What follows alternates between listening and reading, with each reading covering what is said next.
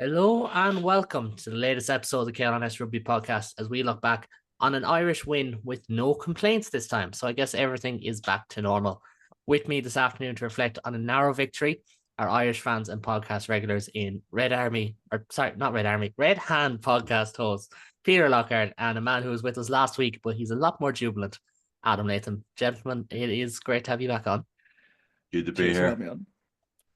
We will start with a quick summation of the game as we've kind of been doing across the autumn. Peter, I'll let you do the honors. Lots of tries to talk about, but just in general, what was your kind of overall take on the game? Yeah, so again, I'll not go into a huge amount of detail because I imagine most people listening have probably watched the game, so please don't rely on me to fill you in what happened. But like just in general, overall, I spent the past week talking to Fiji past players and sort of looking into this game, and by the end of the week, I'm not a betting man, but I was tempted to put money on Fiji because it convinced myself that we're going to see a completely different team they're building towards this game by all accounts. So. They had a bad game against Scotland, but the reason for that was in the sort of opener of the autumn internationals. But the reason for that had been that they put out a bunch of young guys. Fiji has sort of worked in the autumn internationals, basically two teams. They've got the young domestic guys playing for the Fijian Drua team, and then you've got the sort of European guys. And obviously, some combination of those two combined sort of the style and the substance. And I thought, flip, they're building towards this Ireland game, and we could be in for a shock because those Andy Farrell's guys have been searching for form here. The past couple of games haven't looked overly impressive. And I sort of thought, well, flip, it could go one way or the other. And in the end, it went Ireland's way, as we all know. So pretty one-sided contest in the end. 8 tries to 2. It could have been more for Ireland as well, but they're a wee bit wasteful at the end. Some bad handling errors, and it could have been maybe 2 or 3 more tries, to be honest. Like, Fiji weren't impressive. We'll get a wee bit more on the why that was, sort of their discipline, their defense, and sort of heads drop. But yeah, that's the starting point. Sort of Fiji being poor didn't give Ireland much of a game. So there's actually probably in terms of morale, confidence boosting, it was good. But in terms of actually judging where this Ireland team are at, I don't know how much more information it gives us. There's a couple of key individuals which we'll come to that give reason for optimism after this game. You might be able to guess them. I'll just say S. Prendergast, or Sam P. Yeah, we'll get on to him in a wee minute. But like in terms of the actual game itself, so we got off to a good start. Caelan Doris, who had a brilliant game, in typical fashion, crashed over pretty early on. I was I think there's no, you can't really say there's no way back after a try after 4 minutes, but the momentum was very firmly in Ireland's direction at that point. And then there's the Prendergast yellow card. I think came that was pretty early on as well. So Yeah. we'll talk a wee Seventh minute. 7th minute. So like apart from that, we'll talk about Prendergast. I thought very good game. Yellow card. You thought actually, oh, this might change the balance a wee bit. Fiji could get in, but no. Josh van der Flair scored. A few minutes after that. Um, uh, Casey and Mac Hansen scored, and then went in sort of 28-3 at the break, and you thought it becomes less interesting as a contest at that point. Um, Bundyaki scored. Bundyaki man of the match, deservedly so, just everywhere. Like, there's no sign of slowing down. This man, like, fantastic again. One of the standouts. McCarthy again, all day Ireland sort of caused them bother with line out moves. Um, McCarthy again, like for 20, we were talking before the pod how young McCarthy is. Looked very assured. Thought he's very impressive for such a young guy, 21 years old, shockingly young. And it made me feel very old watching that game. So like Fiji, they came. I'm going to say they came back. It didn't come back at all. They sort of got a couple of consolation tries, and then Ronan Kelleher got Ireland's 8th try cap off what was a pretty convincing win. So like, summary would be all in all, a pretty good run out, and you can't. 8 tries is nothing to be sniffed at. We'll talk a wee bit more about the sort of the standouts for Ireland, but like the key for this was Fiji were disappointing. And not to bring too much negativity to a massive win, but could have been a few more. You'd think actually against really good opposition, it's you need to be more clinical than Ireland were. I think the best teams in the world sort of show no mercy in those situations. It doesn't matter that you're 30, 40 points up. You you've got your foot and you stamp it down, and to use violent imagery, you stamp down the opposition's throat, lay it on, and you don't care that you have them on the ground, and you just keep going. And Ireland maybe took their foot off the pedal a wee bit against a weak Fiji side. But look, all in all, pretty good game to be happy about, albeit Fiji were poor. Yeah, and I think that's a good point to make early on, because it felt like from about the half an hour mark on, it felt like Ireland are going to score about 40 points here. And you knew that was, and it wasn't until actually the last 10 minutes or the last 15 minutes that you're like, okay, they're actually really starting to go for this now again. There was kind of that lull, as what often happens when subs come on. And to use that, the Keane Tracy tweeted it, I tweeted it, other people tweeted it. Ireland's finishing backline was Casey, Prendergast, Conor Murray, Stuart McCluskey, Caelan Doris, Matt Hansen, and Kieran Frawley. Like, when Frawley is one of the more experienced players in that particular position, it's kind of like he's an okay fullback, don't get me wrong, but it's a very changed around team with Gus McCarthy at 7, Tyke Byrne at 6. But they definitely, I'm not going to say there was something said, but they did kind of hit another gear after a while than that at the end of the game, which was good to see, because we don't often see it. And that is probably the basis of a lot we're going to talk about here this evening, because Adam, we mentioned it last week, especially in the second half. We mentioned it about the New Zealand game the whole way through. Ireland had nothing in attack. This week, and I'll get into a couple of stats in a few minutes, they found their mojo. Your thoughts in an overall sense first on Ireland's attack? Yeah, I think Aaron's attack was pretty clinical in the first half. And then, as Peter said, there was like a sort of lull period where it was a bit wasteful. I think Doris, Van der Fleer, and Aki, we have some of like the stalwarts in the Ireland team absolutely shone through. I was very impressed by the likes of Craig Casey and his game management in that full game, because he played the full game. Because Conor Murray went on to wing, as you said. I think he played in a brilliant game. He was one of my players of the matches. Just with how quick and how clinical he was. I actually really enjoyed Stockdale for the 55 minutes that he was on, and then he came off with a hamstring injury. I thought Stockdale was really finding himself in that game. And Sam P. I think he was. I also thought he was really good at organizing the attack. Whether or not we discussed this last week about the whole 10 debate. I still think he should be on the bench, and there should be that rivalry. But I think that I, you can show a good game against Fiji, but would he be able to do it next week against Australia, for example? And you do it Um, on a cold, rainy night in Stoke, is what Adam is essentially Oh asking. yeah, essentially so. I want him to start next Saturday because we're playing Leinster. So, You want so Harry Byrne, Ross Byrne, Kieran Frawley, and Sam Brennergast to all feature next week for Ireland. Is that what I'm taking from this? yeah. Well, if we had an up and coming Leinster, 13 playing for us, that wasn't Robbie Henshaw, it was Caelan Doris.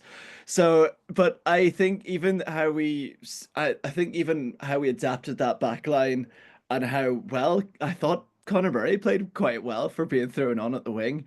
He took a very winger's try that was disallowed for a forward pass. That's another thing as well. There was like two or three forward passes creeping in there. Izuchuku I should have thought that was scored, but flash. I I thought it like was very flat. Yeah. I was not in line with it. I thought that was flash, to be honest. But it was one of those where, like, you know what, I kind of get why it's given. Do you know Yeah. what I mean? Like, it's Yeah. an easy one to pull if you have any doubt, but like, it's still, I thought that was flat, and I felt for Izzy, because it would have been some Yeah. moment to Oh yeah. score first awfully, man, to get capped professionally for Ireland in 15s, and narrowly missed out on a debut try after a couple of minutes. But you were saying, Oh. I think like the likes of Izuchuku in that back row is what I wanted to see. I wanted to see him with the big lads. I wanted to see him with the Doris and Van der Fleer just to see how he would play with them. But I thought he had a very solid game. In the sense in an attacking sense, but not in as explosive of what we've seen when he plays for Ulster. And But Bundyaki, he's certainly, personally, I thought he's a bit miscast on that Ireland team. I still think you get him in wider channels. The Irish yeah, six plays very narrow. We've seen it with Tyke Byrne, we've seen it with Peter yeah, O'Mahony, and that's fine. And he does bring power across midfield. He had some good clear outs, he had some good tackles, he even had some good touches in midfield, just in open possession. yeah, But I still feel like you want him as an edge forward. And we said it before we hit record. You look at Sheehan, you look at yeah. Conan, you look at Tom Ahern, you look at Baird, you look at Izzy, sorry, forgot his name there for a second, Cormac Izuchuku, you look at Dave McCann. These lads can all fill out those roles. And I do Oh feel yeah, like if Ireland want to evolve to the player group that we have, going towards an edge forward model in attack is something you could look at. Because like even just step back from Cormac Izuchuku for a second. How often have we seen Jack Conan do really well in that role? Dan Sheehan, Tom Ahern has yeah, ran in tries for fun for Ireland. Dave McCann is excellent out there because whatever body's ball carrying, his breakdown work is excellent, and it's oh yeah, definitely something I'd like to see. But Izzy was really good. I know you mentioned Jacob Stockdale there. I thought I was gutted he didn't get to the line for that try because it would have mhm, been great oh for yeah, him. But he had a really solid game. Thought Mac Hansen was better, and I yeah, think that's kind of the general sense that as a unit, and you can kind of leave out the tight five on this because it was a game where a lot of open phase play, mhm, very little tight carrying compared to last week. It was a game where everyone seemed to click and seemed to go up a level. Even Josh Van der Fleer, who was, as yeah, we said, hands down player of the match last week, he was arguably mhm, better this week, which is saying something. yeah. I think Osborne as well, him coming off quite early, I was a bit gutted about because I do like how he plays 15. I was really impressed by him over the summer, and I was surprised that we haven't really utilized that more. And only leaving it up until about now for him to start 15 because the likes of Hugo Keenan needs that sort of rest, I feel.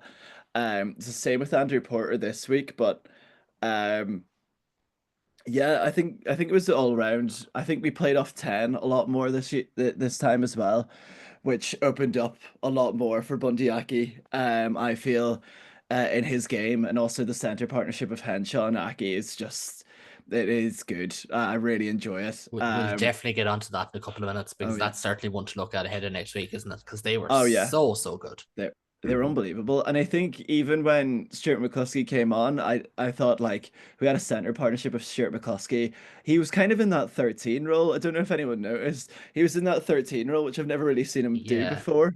But he I don't did know it if that's because like he before. was in, Coincidentally, the last Ireland game I was at against Italy, he kind of floated out to 13 a little bit in that one as well. Again, yeah. Ireland had to reshuffle the backline. I feel like there's an element of, because Stewart's at centre and he's probably the more experienced player, he'll Hmm. just kind of take up a free role and kind of dictate what's around him.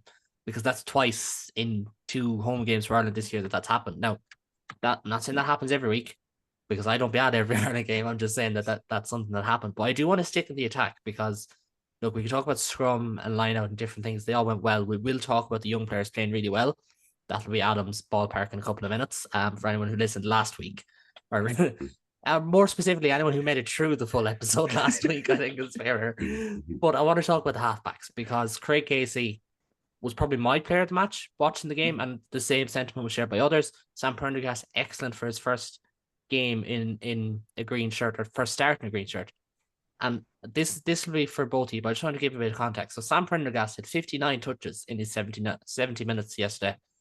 I think it might have been 69 minutes. I think he may have, but anyways, that's my own details.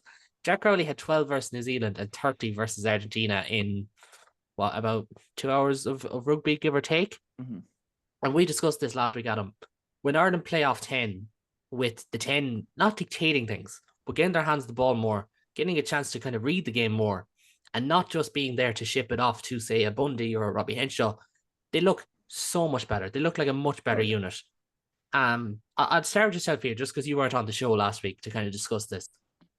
What do you think it is? Do you think Ireland could be restraining themselves by playing so much off 9 in bigger games And yes, Fiji, the opposition, that's a context, that's a caveat, but still, like it's a huge discrepancy. Well, it's interesting asking two Ulster fans about playing off nine. Ulster are just so notorious for it. I can now sense the irony there. All right, yeah, I can. But look, it's I suppose it depends who your nine is and who your 10 is, and whether their relative strengths. I think with Ireland, I enjoy, and Sexton was always good for that as well. Like Sexton could take the ball up to the line. Prendergast, I'll talk a wee bit more about Prendergast in a bit, but and I won't be the first person to make the comparison, but he seems like a young Sexton, and he's capable of taking the ball up to the line. Been reading Sexton's book recently, and so much about him just strikes me as very Sexton like. And like we'll talk a wee bit more about Prendergast in a minute, but just in general, in terms of playing off nine, like it's sort of obviously someone's worked out the statistics that sort of, and they sort of kicked a wee bit less in the first half, but someone's worked out that's a good way of gaining territory or whatever. There must be some statistical reason for doing that. I think as fans, you obviously want to see the 10 come up the line, take the ball, sort of positive attacking rugby. But like it's as you say, against Fiji, that's absolutely possible. Fiji's defense was very poor. I mean, they put in some massive hits, but in terms of defensive structure, they weren't at the races at all. And so it's all well and good turning up and sort of showing off against Fiji, but you play a good team.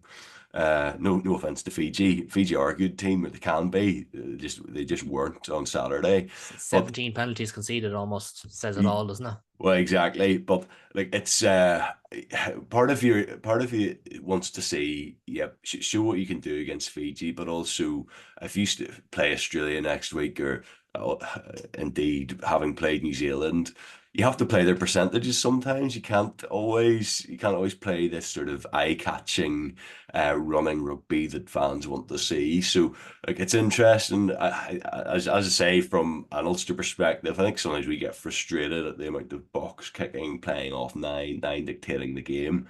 That's the way it's going, though.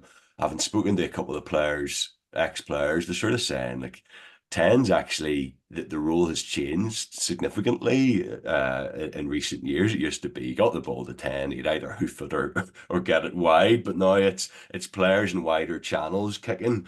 It's that air of unpredictability that the sides are trying to achieve. And yeah, I've no doubt Ireland are trying to do that a bit more as well, trying to spread the load. And that's, talk about some of the players there, even the likes of McCloskey's maybe not. He doesn't have as much to his game. Aki's not can't really kick out of hand just as well. Whereas Ringrose can. That's maybe one limitation. If you look at the centres, you look at, and you couldn't fault Aki's performance at all. But if you look at who's your best centre partnership, is it Henshaw and Ringrose, or is it Aki and Henshaw? It's difficult. I'm not going to answer that because I might get into that a little bit later Yeah, on, sure, just sure, just for the sake of. sure. But it's a very fair question at the moment, especially with the way they all played. Like Ringrose was really good last week. I think we mentioned it Mhm. last week, Adam, that he was really good against Argentina. Yeah. But there is definitely a horses for courses element of how you go about these games. And yes, you can't compare it like for like entirely. But I suppose, Adam, the flip side is, and just as much as there'll be people here who listen and say, "Oh, you're going after Prendergast," there'll be people here saying, "Good man, defend Crowley's honor," because ultimately, like if you're getting 30 touches in 60 minutes, you're not having an impact on the game. You're not going to be able to have an No. impact in the game, and even Yeah. like I think that's probably the big factor for me. Like I said last week, it looked like Ireland against New Zealand played with a 38-year-old 10 again, Mhm. because they looked like they were trying to protect someone back there. But this game, we've got Josoa Tuisova, one of the biggest inside centers of the game. We had absolutely no problem. And I think that's kind of and for me, it's just that's the clash of styles and nines between Casey and Gibson Park, isn't it? Yeah, it is. It's 100%. I think it was like a breath of fresh air, like seeing Casey play. Not that I say that like Gibson Park is necessarily like he's one of the best nines in the world for the past like 2 years, but I think Casey managing the game and giving Prendergast a lot of ball, and even seeing like Prendergast do it dinks over the top, we grubbers through.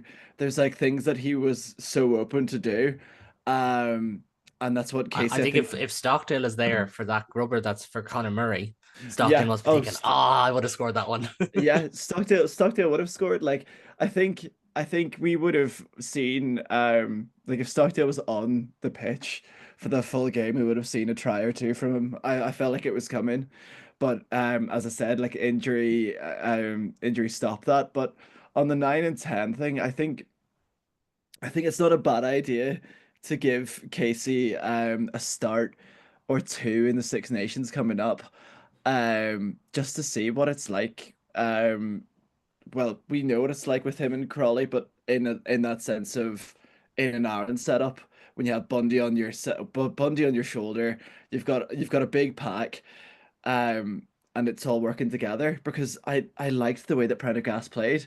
I liked how he risked things and how he played like marginally safe rugby as well at points. But he was looking up. He had real look up ball. And he had good sort of every single time it was good ball to him as well. As Peter said, he does strike me as the type that he's very like he's like almost like if Leo Cullen cloned a young Johnny, because of how he acts and because of his sort of face like being so some type of like neutral for the whole game. And then apparently he did one smirk when his yellow card got confirmed, and that sent somebody off on Twitter down a dumpster fire because he Yeah. smirked. And I was just like, well, you would That's you got away with it. Do you know what I mean? definitely. I think we can use that as the tangent, because that's what we were going to get into anyway. Was Yeah. that tackle, but not just the tackle. We're not just going to talk about one incident, because Fiji's discipline has to be talked about as well, Oh yeah. and how you could almost. I noted in my match report I did for Limerick Voice, or maybe for both. I don't know. It's in something I wrote anyway. Mm. That you could almost feel their heads drop in the stadium. There was like a 10-minute period. Prendergast was back on. Ireland score again. They see yellow, and you could almost sense that was the balloon. It had burst. Peter, I'm going to let you start on this one. A lot of Yeah, debate, but for you, just straight up, first of all, yellow or red card? yellow. Do you want me to explain? I'll let Adam go first, then I'll Okay. let you explain. Adam? I think I think he was lucky. Okay. I I'll think he let was Peter go lucky. first. I'll let Peter go first, and I'll come back to it, because I agree. When I seen it on the very hazy monitor beside me, I said red. So I'll let Peter. I'll let you go first. Right. This is I'll couch this in by saying that I'm completely biased, obviously, because anytime you watch a player from your team do something, you go, wasn't that bad. But like, But yes, there's definitely that too. I won't act like Yeah. there wasn't that. well, At first yeah, view, and I was like, that's grand. yeah. But The I was going to say, I think that's important. I think it's genuinely important because there's two phrases I'll use here that get used a lot, but I think that they're really relevant. So number one, eye test. I think, and it's not that the referee needs their eyes tested. I mean, whenever you watch something for the first time in real time, I think that gives you actually quite a good indication yeah. of what a situation or what an action merits. And that, you know, like there's obviously exceptions. Say there's gouging or something like that can be caught on camera. But if you watch something at full speed and you can sort of see, look, it's a bit. If you're being very generous, you could say it's a bit clumsy. If you're being less generous, you could say it was quite cynical. I would say it was a wee bit cheeky. I would say worse than that. Like it is slightly dangerous. It wasn't high speed. Uh, in relative terms, he didn't throw his weight behind it. He didn't put his shoulder didn't go through him. So like in terms of the eye test, as you say, Keelan, first time I saw it, I thought there's not a huge amount in that. It was a bit cheeky, a bit reckless. A yellow's fine. I can understand the arguments. I think the other phrase he's going to use is there's the letter of the law and there's the spirit of the law. Under the letter of the law, yeah, potentially What you're looking at is sort of the high tackle framework, but then you look at mitigations and you look at there is degree of danger in there as well. If it's a very low degree of danger, you can mitigate it down to yellow. So, and also it is just in terms of like I think it's down to dangerousness. Any sort of contact with the head, obviously red card is in the conversation, but to me, I think a yellow on balance is probably fair enough. And I genuinely think if a Fijian player had done it to an Irish player, I wouldn't be as outraged as some people seem to be. So I don't think I'm being completely biased. That's absolutely, at least you're standing up and saying that, because I'm generally, and this applies for Ireland games as well, I'm generally just, okay, what does the framework say? What am I seeing? I try as much as possible to keep, we can't do it every time. Don't get me wrong. Like, there is heat of the moment where you can just, let the emotions take over. When I seen it yesterday, I did think, upon review, I did think red card. Because for me, and I know Adam, you'll jump in on this as well in a second. For me, it's about, was he always illegal? He was, because the shoulder is tucked in. But as well as that, he does stand his ground. He doesn't dip. He doesn't lean back. Because I remember Gibson Park actually got a yellow card for a passive tackle a couple of years back. And it was kind of the first time I'd ever really seen the passive tackle argument. But he kind of did. He was just waiting for the player to fall into him as opposed to moving forward, because Prendergast stands his ground. And if there's any change in direction, it's upward as opposed to down. I feel like it has to be red. Now, spur of the game, special of the game, I'm not usually one for it. It would have been it would have been horrible. Don't get me wrong. I would take no joy in seeing a 21-year-old sent off their country. And that doesn't matter if it's, England in a World Cup football final. It does not matter. I do not want to see that happen. But for me, when I seen it, it was red. And I think, Peter, you made a great point there about the eye test, because I'll hold my hand up. The first time I seen it, I thought it's just a cheap shot into the chest. I didn't really, it's what, the game moves faster when you're at matches as well. I know people here listening will agree. It does. It genuinely does. But that's just how I seen it. Adam, I'll let you jump in on your thoughts, because unlike me, you would have had the commentary in your ear and all that kind of stuff. So maybe you've been twinged. Maybe you've been, advised here. No, they didn't show the commentary at the pub I was in yesterday. It was just some indie bangers. So I was listening to Chelsea Dagger at the time. So how very on brand for Irish rugby. Yeah, but to play devil's advocate, and I'm surprised it hasn't been said. It was very Owen Farrell. It was extremely Owen I did see Farrell. someone say that, actually. I think it was Andy McGeady being like, if Owen Farrell did this. Yeah, it's a red if he does it. I think that's fair. Yeah, it's a red. It's a red, but it's a red if Nike Levy does it as well, unfortunately. And don't get me wrong, I think Holly Davidson had a good game. And this is not about Holly, it's about Andrew MacDin. Oh my God. What Andrew, the Scottish foul play review officer, that name just fumbles on me. I do think, to be honest, it would have been red. I think McBurn is right to say that. I'm actually no, I'll come back to Andy Farrell in a minute. I'll let you finish and I'll come back to Andy Farrell in a minute. I think it shows how Prendergast, I don't know if him getting away with it or if they got it wrong. I'm not necessarily saying anything like so and so got it wrong or he did something wrong. I think he sort of lent into it. He knew what he was doing. I'm pretty sure he knew what he was doing. And I am the biased Irish rugby fan.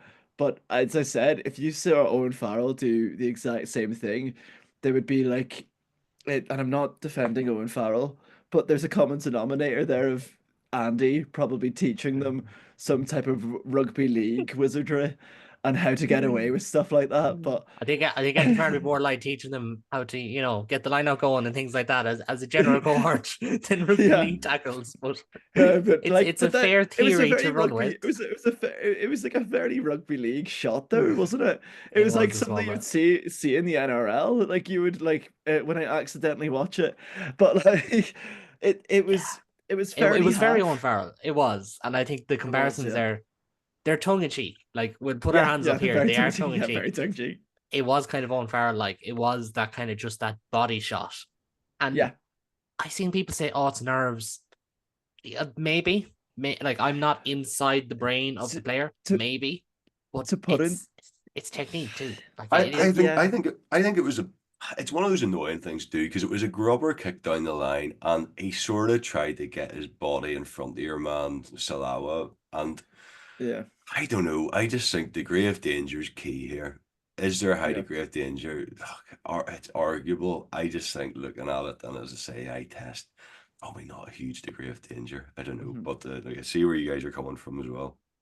I'm just Um, watching it again here, by the way, yeah. just to Well, Yeah, make I'm sure I'm not watching. completely I've wrong. been that's good replaying it. content. Like, See, that's good punditry. Actually, watching it and making sure your opinion is valid, not just sticking to one thing. This is, tell you, we are cutting edge here. But a hey, final look. word, like Mick Byrne, the Fijian coach, he did say, like, I think if that's a Fijian player that gets sent off, and people could say that's unfair. You can't be bringing in a culture war element. But to be fair, what we seen with at the World Cup last year with how Fiji were refereed versus other teams, it's absolutely a fair thing to come to mind. I Yeah, think for Andy Farrell to say he didn't think it was a yellow card offence is wrong. And yeah, I'll straight up say I think that's wrong. That was reported on the Irish Independent podcast last night. I just think, look, coaches have a responsibility. We can't just talk about players because coaches are there as well. They're the ones seeing these things in training. These things don't, like, not saying Sam Prendergast is shouldering lads in every training session, but you know what I mean? These things are there in training as well. There are high tackles Yeah, in training. I think that's really disappointing from Farrell to hear him say that. yeah. And again, I kind of have this tongue in cheek, kind of a jibe litmus test for Irish rugby of, if Wales or Scotland did it, would we laugh at them? And that's kind of, Yeah, it's only messing yeah. because, like, we're rivals. But to be fair, if Gregor Townsend or Warren Gatland said that, I do think Irish fans would be like, Oh, no, go if away. But if if it did Gatland, disappoint me. It did. Like, I don't like seeing that. But as well as that, I did want to talk about Fiji's discipline because they conceded 17 penalties. And ultimately, it does not matter if you're a test level rugby in a World Cup final or if you're playing for the J2s on a flooded pitch on a Sunday afternoon. You concede 17 penalties, you're going to struggle to win, aren't you, Peter? yeah, yeah. So look, in terms of Fiji's defense, as I said at the beginning, a lot of the sort of people I talked to and looking at Fiji, the chat was, look, and even based on their campaign so far, they look more organised defensively than they have done in previous years. Now, as I say, they've got this professional setup. Now, it used to be there were 5 or 6 sort of European superstar players who played for Fiji. Now you have that supplemented by a load of guys who are professionals and they're playing together most weeks in Super Rugby, and they're coming together as a squad. And as I said at the beginning, like they take a wee while to get going. They had that game against Scotland, they got thrashed, and then they came back and played very well against Wales. I got a really good win. They beat Spain, which turned out to be a surprisingly hard game for them because it was a younger team. But look, in terms of their discipline, as you say, it was 18 or 19 penalties to Ireland. Ireland were actually pretty good in their discipline. I think there was like 6 penalties from Ireland. That really cost The them. best of the November so far, I'm pretty sure. It's brilliant, brilliant, and fair play to them because that's something which, particularly Andrew Porter gets a bad rep for the amount of penalties he's given away generally. Do you know? But I know Ireland have been relatively disciplined. Do you know, as you say, Keelan. But in terms of defense, for Fiji, missed tackles, a huge number of missed tackles. I think there's 34 is the number I have here. Um, and look, they just sort of fell apart. And with that, you become desperate. See, when your defense system isn't working, you become desperate. You start to concede at the breakdown. You start to get frustrated, and that's where the penalties come in. So, because when your defense is retreating like that, so if you're always making these last ditch tackles, you're scrambling to get back, that naturally the other team will have the upper hand. You have to use nefarious means to try and get your way back into the game. And in fairness to the ref, pinged them quite a lot. So, like, I think if you can see that many penalties, you have no hope.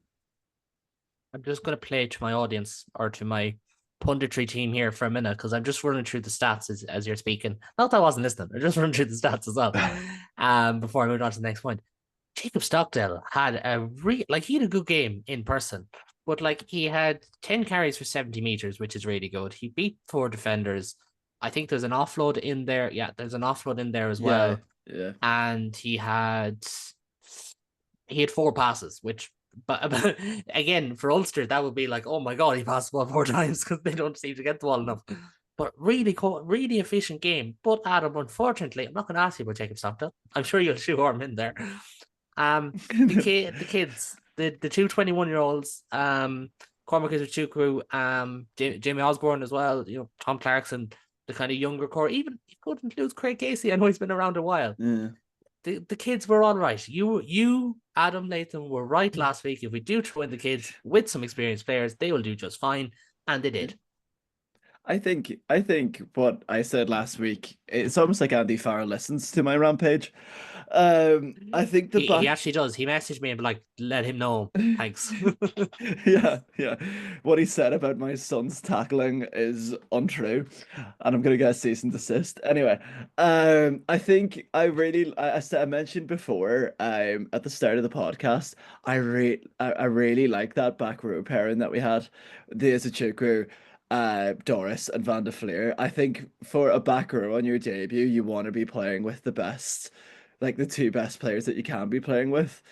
Because he can learn a lot from them, and I reckon it showed that he played a really nice balanced game. Like, it wasn't anything spectacular, but he played a very good game. Not like headline grabbing, not like well, if he scored the try, it probably would have been a bit headline grabbing. Sorry, just 2 seconds. Um, but yeah, I think the Gus McCarthy as well. I think Gus McCarthy, as I mentioned last week, it's really easy to be a third choice for Leinster and still get picked for Ireland. But I think he did really well. He I did, mentioned yeah. on Twitter, much to the dismay of some fans, that I feel like another province should be looking at him to start, and that's how. It's worth noting, and I could be wrong because the IRFU and the provinces change tack every time. But if the system has not changed, a province could, in theory, outbid for Gus McCarthy because he's still on an academy deal. Yeah, You can come in and offer a senior deal, yeah, which could be, now no one's going to offer him 700,000 a year, but you could come in and offer him 700,000 a year and ask Leinster to match that. yeah. I think it's really interesting because now they've got 3 international hookers. I made a joke last night. If McCarthy side from Munster, he'd probably end up having to play flanker again because it would probably end up happening to us with our injury luck. Yeah. But someone will probably have to go because It's it you would it think, just it has to happen surely. But you because can't force them is the only thing. no.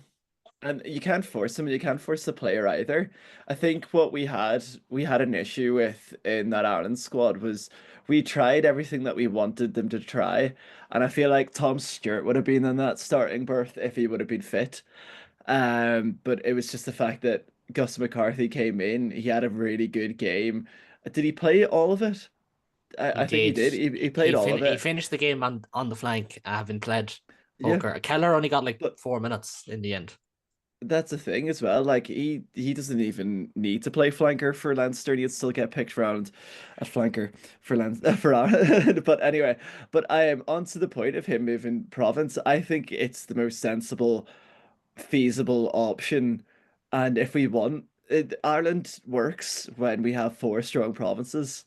And I think Gus McCarthy should be the one to break that mold and move to a Munster or a Connacht.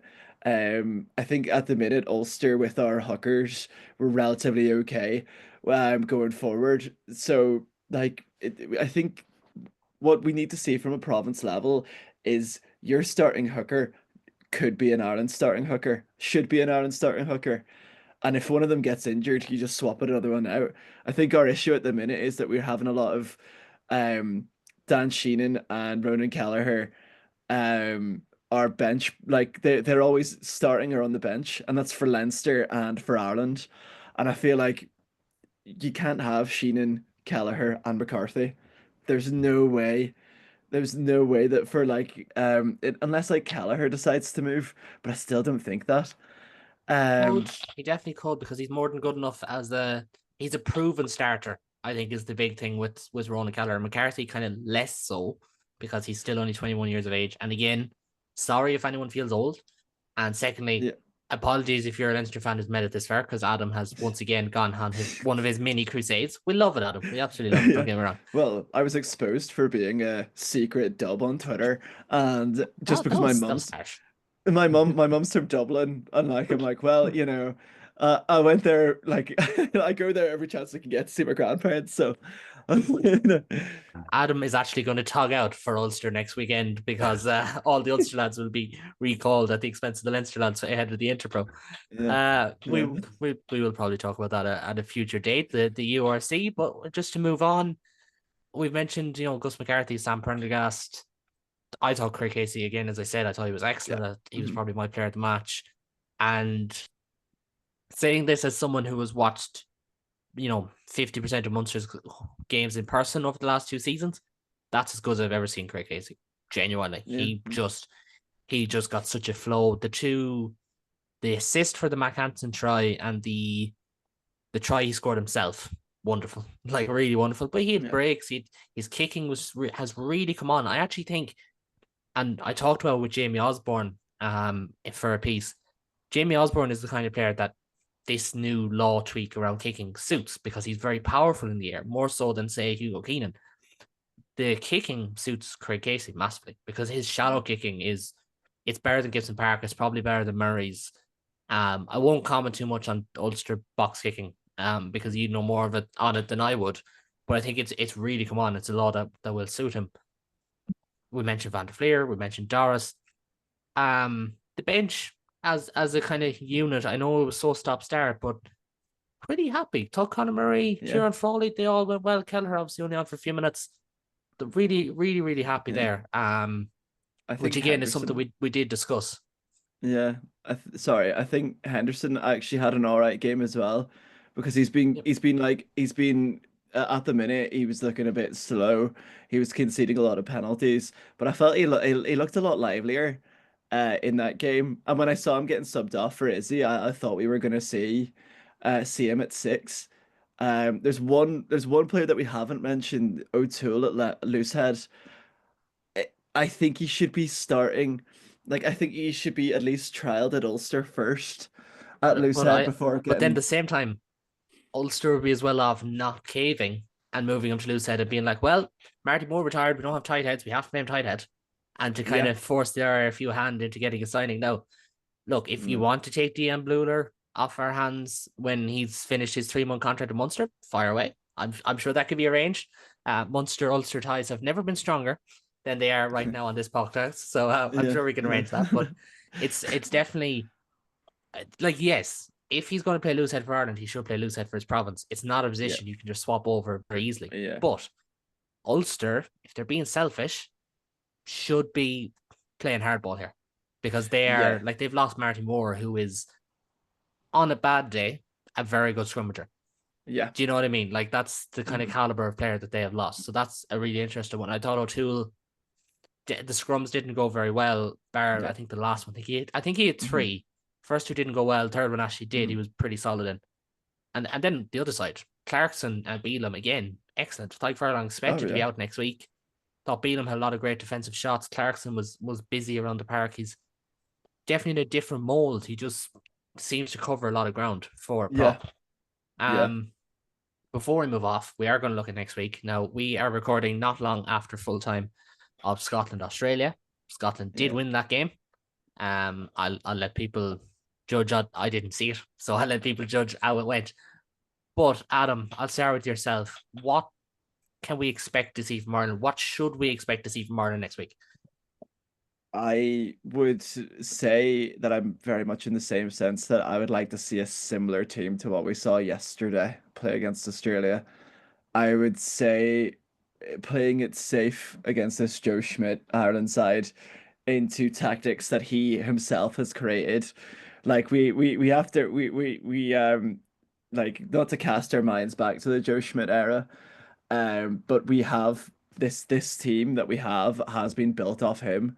When you think about Robbie Henshaw, Bundyaki, even like Jacob Stockdale in that sense, but he's probably going to be out for next week. But Joe Schmidt knows those players and he knows the setup when those players are on the pitch. I think if we like it's not a bad thing if we test out things against Australia. It's a very good young Australian team. It's a very good young Australian team, but I want a good Irish team, young Irish team, a hungry Irish team to face them. But then again, the URC starts next weekend, so I'm a Yeah. bit conflicted into what I think might happen because watch all the Ulster players start for Ireland on Saturday in some type of As far as I weird. know, a couple of players will be released. I don't think Ireland are going to Yeah. bring 37 or 38 lads to the Viva on Saturday. A couple of players Yeah. will be released, as far as I know. Well, Probably I, important I'm to add that. I'm thinking that we might see like a Stuart McCloskey if Nick Timoney has his chance. Like he should have had it yesterday. He should have been in that sort of he should have been at least on the bench, I thought. Which is gonna be an interesting one. I just I think we should play it bold. I think we should do it. I think we should do a bit like a similar team to yesterday, probably swap in a couple of people on the bench and swap a couple of people starting. Um, put Prendergast on the bench, Crawley starting, and keep Casey just to see if it goes. Do you know what I mean? What we need to see is if this is a lightning in a bottle moment, and it is was it because Fiji were so poor? I don't think Ireland do that enough. I feel like on these in these games when we play against lower tier two teams, as we call it, I don't think if they have a good game against them, I think Ireland for years, and I'm not talking just Andy Farrell, I'm talking for years and years and years, we don't we don't seem to jump on the fact that if a player has a good game against a bad team, he could replicate that against someone like in Australia. Do you know what I mean? I feel like the last time I remember it happening was like when I'm reaching here when Craig Gilroy scored a hat trick at Thornton Park. And then the next he Yes. played against like you know I think it was like Argentina he played against the next week, I think it was but Fiji like as well, coincidentally. it was Fiji, yeah, but like it's something like that. Do you know what I mean? If you have a good game against Fiji, like back in those days, Fiji were a completely different side. They would relatively give up at halftime. But Well, after yeah, what we well, said yeah, last time. but yeah, it. I just want to see something not like different. I want to see something like bold. I want to see like a mixture of youth and experience, and I want to see a push for that because we saw it. How fun was yesterday viewing some of those like Jacob Stockdale like offloading it. That back three was relatively class to watch when they're on the pitch. Yeah. Um, No, I yeah, agree. I do agree. I think something relatively similar. I'll throw it to Peter, but I'm going to call back a little bit because Peter, I think one of the big selection decisions is going to be at centre. You were going to get into it a little bit earlier on. I did want to save it towards the end, and really hope no one tuned out. But I'm going to ask you, who is your centre pairing next week? Next week, it will be interesting. And just to sort of before we come to that, so in general, like I think it's an interesting matchup because you have two teams at sort of different stages. You have a resurgent Australia. They've been through this post-disastrous World Cup remold and reshape, and quite exciting to see what's going on there. Like they've sort of top-down review. Justin Harrison was a big part of that, ex-Ulster guy, most notably ex-Ulster, of course. But he was in charge, and along with Joe Schmidt and co. So it'll be interesting to see against an Ireland team and the perception, I think, outside of us, outside of Ireland, I think the perception is we're slightly aging, slightly fading team. And of course, we all have our eyes on our various provincial young talents coming through. But if you look at the actual team, you're like, well, there's no one's really nailed down the 10 jersey. There's the likes of Tadhg Furlong's getting on, you know, even the back row, they're not they're not has-beens by any stretch. They're still some of the world's best players, but they're seniors players, you know. So these two nations at very different points in their trajectory, and whether and it'll be an interesting match. But like in terms of centre, which is the question you actually asked me, I yeah, I think you for a big game like this, you have to keep Aki after the performance he's had. It sort of contradicts what I was saying earlier about how good Henshaw and Ringrose are together. But Aki just gives you he's actually added so much to his games, even in recent years. Similar to Stuart McCloskey in some ways. I think whenever you're such a hard runner, you're such a physical player, you can be put into a box, oh, he's a Bosch merchant, they'll head it up and draw in defenders, but there's so much more to their games. So like I'd like to see I'd like to see Aki and Henshaw again. To be honest, I think that's probably our really informed centres. With the Lions coming up, all these guys start to put their hands up. I think those guys undoubtedly will be in the reckoning. Henshaw's still one of the world's best centres. I think quite underrated, in some ways, because he's maybe not O'Driscoll like. He's not running rings around people all the time, but incredibly solid defensively and obviously offers a lot going So forward well as well. rounded is I think the term I used with someone yesterday. 100%, just well rounded. So, like, I'd love to see those two start. In terms of, we had that sort of chat briefly there about Ulster guys and stuff, and every province with the URC starting up. It's a question: do you want to see your guys represent Ireland, or do you want them back for the province? Like, I want to see Ulster guys involved with Ireland. That has to be the ultimate goal. I think it's very short termist to say, oh, we need him back for Leinster. At the end of the day, like, they'll develop more playing and training with Ireland than they will sort of playing in the URC, which at times, like, we love the URC, we enjoy watching it, but like, you're playing at the very top level here with some of the world's best players. And even the likes of, like, it's frustrating for Nick Timoney, as you said, Adam, like, give him a shot. If you're gonna pick him for the squad, at least get him in a squad. He's so versatile. You can never make a sense of why he's not on the bench, because he can slot in anywhere across the back row and do really well. I've a hot take on this, but I will save it for maybe a little bit later on, because I feel like now is not the time, because Nick Timoney is still, he could still win 10, 15 Ireland caps, but I'll get into that a little bit later. But definitely a good example, and definitely for himself and Calvin Nash. I know they're very different. Calvin Nash started the first 7 games of the year, hasn't featured since, and I don't expect him to feature next week. Nick Timoney has been in every extended squad, hasn't featured. That is also part of the disappointment that we talked about last week, Adam, because we want to see, use your full squad, use the depths of talent. Like, if you can bring in a Gus McCarthy who thought he was going home on Monday, you can bring in other lads. Like, that's the reality of it. But definitely, I'd love to see Timoney feature. I'd love to see Calvin Nash feature next week. Like, Jacob Stockdale will probably be ruled out with injury, unfortunately, likewise Jamie Osborne. I'd love to see them. I will be posting my team during the week, as I have been doing, so I won't get into it in full. Centre pairing is definitely one of them. I would like to see a switch up in the second row, and basically go for more explosivity off the bench. But bearing in mind, I'm kind of thinking, do you put Joe McCarthy off the bench, give him 30 big minutes? But then if you put Joe McCarthy on the bench, with Gus McCarthy off the bench, you've got a line-out question mark. That's the only thing, because you probably won't have a Baird. He could be ruled out. You won't have a Henderson if you go with that. But that's all to be discussed. Yeah. I would say, would you put Cormac in second row? Maybe not start in second row. You could definitely have him on the bench. I don't think he'll start. But definitely could feature on the bench. It's going to be an interesting one. Ireland will hopefully bounce back, and that's what we're all hoping. And of course, hopefully the provinces bounce back as well in the URC. And I think what's really going to be interesting will be attendances. I hate attendance watch. But there's 4 rugby games in Ireland next weekend. An Interpro, 2 URC games, and a Test International. And there's going to be a lot of people watching on telly. And people like me, people who like to wind up people, might use it to prove that rugby is a very big sport in this country. But gentlemen, that's for another day's fight.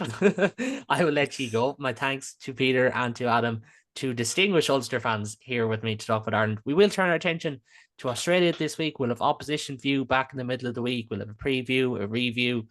The Red Army podcast will be back this week. The United Rugby Rewind pod will be still going this week. It's all good. I'm flat out, to be honest, lads. But for now, and until next time, thanks to the lads. Thanks for listening. Till next time, take it easy.